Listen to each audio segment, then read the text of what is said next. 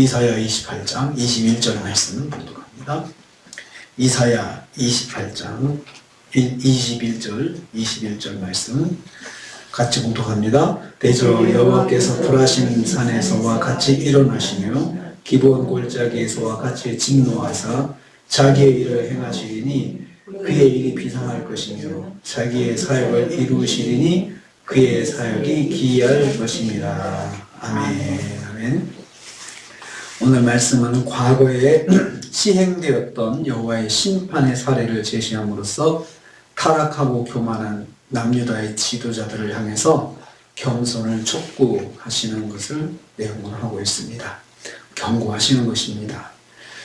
첫째는요, 먼저 여호와께서 불하신 산에서 행하신 일들을 상기시키셨습니다. 대저 여호와께서 불하신 산에서와 같이 일어나시며, 이 불하신 산은 블레셋과의 전쟁에서 이기신 사건을 말합니다. 하나님께서 다윗을 위해서 블레셋 군대를 심판하신 사건을 말씀하신 것입니다. 사무엘하 5장에 나오는 말씀입니다. 불하신 산은 갈라진 틈이라는 의미를 가진 산입니다. 그만큼 협곡이 깊다는 것입니다. 다윗이 이스라엘의 왕이 되었다는 소식을 들은 블레셋이 군대를 동원해서 이스라엘을 침략했을 때 일어난 일입니다. 그러니까 다윗이 도망 다니던 시절에 블레셋에 가가지고 바보 짓을 했거든요. 침을 흘리면서 그런 행세를 하면서 이제 자기가 아주 보잘것없고 아무것도 아닌 존재라는 것을 보이기 위해서 그렇게 이제 블레셋에 지냈거든요. 근데 그런 다윗이 왕이 됐다고 하니까 블레셋 사람들이 얼마나 우습겠어요. 저런 바보 같은 다윗이 왕이 되었다니 정말 이스라엘이 참 한심하다. 우리가 가서 손 좀 봐주자 하고는 다윗을 무시하고 이제 전쟁을 일으킨 것입니다. 이때 여호와께서 불하심에서 블레셋 군대를 물을 흩으심과 같이 블레셋 군대를 물리쳐 주셨습니다. 그것이 바로 불하신 산입니다. 다윗은 이 전쟁에서 먼저 여호와께 기도해서 허락을 받았습니다. 다윗도 왕이 되고 나서 갑자기 이 블레셋이 전쟁을 일으키니까 얼마나 당황됐겠습니까? 그런데 그때 하나님께 기도했어요. 그 앞에 19절 말씀에 보면 그렇게 기도한 게 나옵니다. 다윗은 하나님께 응답받고 출정을 했습니다. 출정한 전쟁에서 승리했던 것입니다. 하나님을 전적으로 의지했던 다윗을 여호와께서 도우셨습니다. 이것을 상기시키시고 그때 블레셋이 심판을 받지 않았느냐, 이것을 하나님께서 기억하게 하십니다. 그리고 하나님께 전적으로 의지했던 다윗을 하나님도 돕지 않으셨냐, 이렇게 상기시키고 있습니다. 여호와께서 여호와를 전적으로 의지했던 다윗의 모습을 상기시키고 있습니다. 그래서 이스라엘이 지금이라도 하나님을 전적으로 의지해봐라, 그렇게 지금 도전을 주고 있으신 겁니다. 그래서 아무리 아수르가 침략을 하고 또 이웃 애굽이 아무리 힘이 있다 하더라도 내가 다윗을 도운 것처럼 너희들이 지금 하나님께 전적으로 의지하면 내가 그들을 심판하고 또 그들을 인도하겠다, 그들을 다 쫓아내주겠다, 이렇게 지금 하나님께서 말씀하시는 것입니다. 두 번째로 여호와께서 기브온 골짜기에서 행하신 일들을 상기시켰습니다. 기브온 골짜기에서와 같이 진노하사라고 했습니다. 가나안을 정복할 당시에 여호수아에게 행하셨던 일들을 말씀하는 것입니다. 여호수아 10장에 나오는 말씀입니다. 예루살렘 왕 아도니세덱이 기브온 족속이 이스라엘과 화친했다는 소식을 들었습니다. 그러니까 기브온 족속이 이스라엘과 화친해서 자기들은 이스라엘 편이 되려고 그렇게 한 것이죠. 이 말을 들은 가나안 왕, 예루살렘 왕 아도니세덱이 자기 아모리 족속의 다섯 왕들을 모아가지고 연합해가지고 기브온 족속을 공격했습니다. 이때 기브온 족속이 여호수아에게 우리 좀 도와달라고 도움을 요청했고요. 그래서 여호수아가 군대를 모아가지고 전쟁에 임했던 것입니다. 그래서 기브온 골짜기에서 하나님께서 하늘에서 우박을 내려서 아모리 족속을 진멸하신 그런 사건이 있었습니다. 아주 역사적인 장소가 기브온 골짜기입니다. 그런 일들을 하나님께서 상기시켜 주시는 것입니다. 그때도 상대는 가나안의 5 왕들의 연합군이고 이스라엘은 사실은 변변치 않은 군대 조직이 없었습니다. 그런데 거기에서 그 전쟁에서 하나님께서 그 연합군을 이기게 하신 것은 하나님께서 하늘에서 우박을 내려가지고 이게 천재지변 하늘의 그 현상을 통해서 하나님께서 그들을 다 심판하셨거든요. 이것을 하나님께서 기억하게 하시는 것입니다. 여호와께서 진노하셨다고 했습니다. 여호와께서 직접 역사하셔서 이스라엘의 승리를 이끌어 주셨고 그리고 상대를 하나님께서 심판하셨다는 사실을 강조하고 있습니다. 절대적인 군사적 열세였지만 여호수아는 여호와를 의지하고 전쟁에 임했고 그리고 그 전쟁에서 하나님께서 승리하게 해주셨습니다. 그리고 상대는 심판을 받은 것이죠. 하나님의 능력으로 심판이 임했고 그래서 블레셋도 그리고 가나안의 그런 연합군도 다 하나님의 심판을 받았던 것입니다. 오직 여호와만 의지한 여호수아에게 승리가 오지 않았느냐, 승리를 하나님께 끌어주지 않으셨느냐, 지금이라도 하나님을 의지하는 것이 정답이다, 그렇게 말씀하시는 것입니다. 또 상대는 그렇게 해서 하나님의 능력으로 심판을 받지 않았느냐, 이것을 또 기억하게 하는 것입니다. 하나님을 의지한 이스라엘은 승리했고 그러한 그 상대는 하나님께서 그때 심판하셨다, 하나님의 능력으로 심판하셨다, 이것을 말씀하고 있습니다.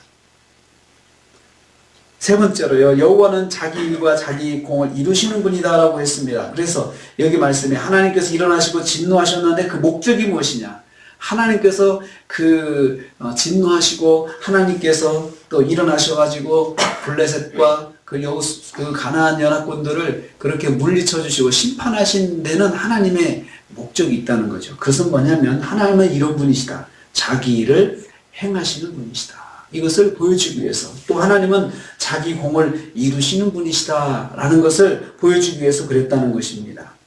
여호와 하나님 어떤 분이신지 기억하라는 것입니다. 여호와는 자기 일을 행하시는 분이십니다. 여호와는 자기의 그 일들을 자기의 사역을 이루시는 분이시라는 거죠. 그러니까 자기 일이라고 했습니다. 그러니까 이스라엘 백성을 돕는 일은 하나님의 일이라는 거예요. 하나님의 백성들을 돕는 것은 하나님의 일인데 그 하나님의 일을 하나님께서는 반드시 이루시는 분이시다, 이것을 기억하게 하는 것입니다.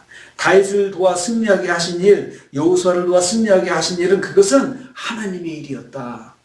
하나님께서 하나님의 백성들을 돕는 것은 하나님의 일로 책임을 지고 하나님께서 행하시는 것이다. 그렇기 때문에 하나님의 백성이 하나님을 의지하는 것은 그것은 하나님께서 책임을 지시고 도우시고 역사하시는 그러한 일들이 반드시 있다는 것입니다. 왜냐하면 하나님께서는 하나님 백성을 돕는 것을 내 일이다 생각하시기 때문에 그렇습니다. 그래서 우리가 하나님께 기도하고 하나님의 도움을 구하는 것은 하나님께서 그 기도를 받으시면서 내 일이구나 하고 그런 마음을 가지시고 하나님의 백성들을 기도 응답해 주시고 역사해 주신다는 것입니다.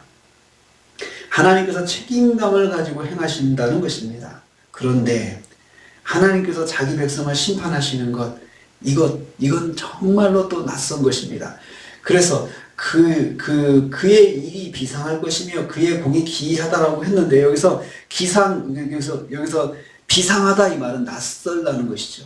근데 이게 무슨 말이냐면요, 하나님께서 그런 능력으로 심판하시는 분이신데 이 심판을 이제 하나님의 백성에게도 심판을 행해야 되니까 얼마나 낯설겠어요.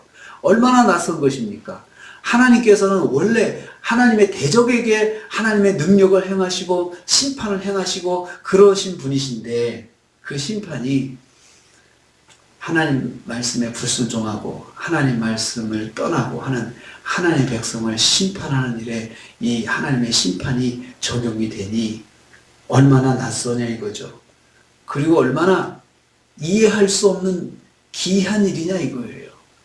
그럼에도 불구하고 하나님께서 하나님의 백성이라도 잘못하면 하나님의 백성이라도 말씀을 떠나고 우상 앞에 서고 그리고 하나님을 멀리하면 그 심판이 이방인에게 행했던 심판이 하나님의 백성에게도 온다는 것입니다.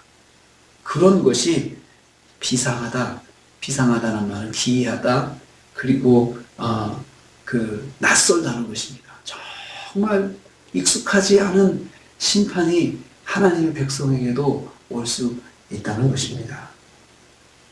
하나님은 자기를 도우셨던, 자기 일처럼 도우셨던 하나님의 백성도 심판하실 수 있는 분이에요. 그런 하나님이에요. 그게 하나님의 공입니다. 하나님의 백성들을 내 일처럼 도우셨지만 그 하나님의 백성이 하나님을 떠나면 그 하나님의 백성도 심판당한다는 거예요. 그것을 하나님께서 말씀해 주시고 있습니다. 이스라엘 백성들에게. 내가 너희들에게 역사적으로 그렇게 돕고 또 행하고 또 기적을 행하고 지켜주고 보호해 주었지만 너희들이 나를 떠나면 내가 그 힘으로 너희들을 심판할 수 있다. 이것을 말씀하고 있습니다. 오늘 하나님께서 이렇게 간절하게 말씀하시는 것은 지도자들에게 그래서 빨리 하나님께 돌아오고 하나님 앞에서 겸손하라 이거예요. 하나님 겸손하라. 그리고 빨리 하나님 말씀 앞에 돌아올 수 있도록 지도자들이 빨리 일깨워서 백성들을 이끌어 주라는 거예요. 안 그러면 너희들도 똑같이 심판을 당한다. 어떻게 심판을 하실 거냐고 궁금할 필요가 없습니다. 이미 기적으로 놀라운 역사로 하나님께서 행하셨던 그런 역사적 사건들이 있으니까 그걸 기억을 해보라 이거예요. 오늘 우리는 이 말씀을 통해서 하나님께서는 우리를 정말 우리를 하나님의 백성으로서 돌보시고 기적으로 이끄시고 또 우리가 구하면은 하나님께서 우리에게 인도해 주시고 역사해 주신다는 사실을 다시 한번 상기시켜 주셨습니다. 그런데 우리가 말씀 떠나면 그 능력으로 심판이 그대로 우리에게 돌아올 수 있다는 것입니다. 그래서 우리가 하나님 말씀 앞에 서면 무한한 복이지만 하나님 말씀 떠나면 하나님의 징계가 있습니다. 그것을 하나님께서 딱 말씀해 주셨습니다. 어떻게 해야 되겠습니까? 우리도 결단해야 됩니다. 내가 말씀 앞에 서야 되겠다. 하나님 붙잡아야 되겠다. 그리고 내가 뭔가 실족했으면 빨리 하나님을 또 엎드려서 회개하라. 하나님께 다시 돌아가야 되겠다. 라고 하는 생각을 해야 하겠습니다. 하나님의 백성의 일을 내일처럼 도우시는 하나님. 그 하나님, 우리 하나님이십니다. 우리가 기도하면 내일처럼 하나님께서 도와주시고 역사해 주십니다. 그 하나님 오늘도 의지하시고 승리하시는 저와 여러분 되시기를 주님의 이름으로 축복합니다. 주님 감사합니다.